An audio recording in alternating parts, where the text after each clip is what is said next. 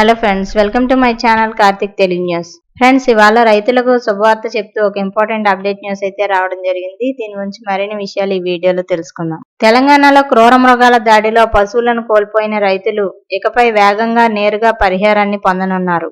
అటవీ శాఖ చెల్లింపుల ప్రక్రియను సరళీకృతం చేశారు.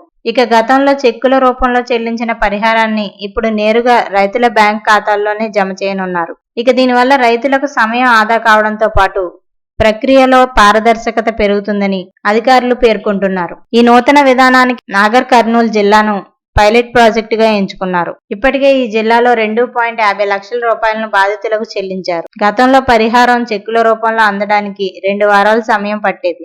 ఇప్పుడు ఈ ప్రక్రియ కేవలం 1 వారంలోనే పూర్తవుతుంది. ఇక దీనివల్ల నిరుపేద రైతులు ఎదుర్కొనే ఆర్థిక ఇబ్బందులు కొంతమేర తగ్గనున్నాయి.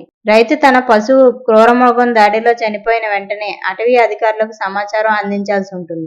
ఆ వెంటనే అధికారులు సంఘటనా స్థలానికి వెళ్లి పంచనామా నిర్వహించి నివేదికను రూపొందిస్తారు. రైతు తన వివరాలు, పశు వైద్యుడి ధ్రువపత్రం, బ్యాంక్ ఖాతా వంటి సమాచారాన్ని మీ సేవా కేంద్రం ద్వారా నమోదు చేయాల్సి ఉంటుంది. జిల్లా అధికారులు నివేదికను పరిశీలించి ఆమోదం తెలిపిన వెంటనే పరిహారం డబ్బులు నేరుగా రైతు బ్యాంక్ ఖాతాలో జమ అవుతాయి.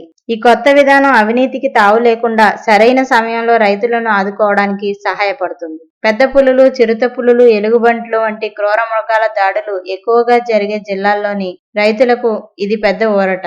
అటవీ ప్రాంతాలకు సమీపంలో నివసించే రైతులకు ప్రభుత్వం అందించే ఈ సహాయం వారి ఆర్థిక నష్టాన్ని భర్తీ చేయడంలో కీలక పాత్ర పోషిస్తుంది. ఇక అలాగే ప్రభుత్వం తీసుకున్న ఈ నిర్ణయం రైతు సమాజం నుంచి సానుకూల స్పందన పొందింది.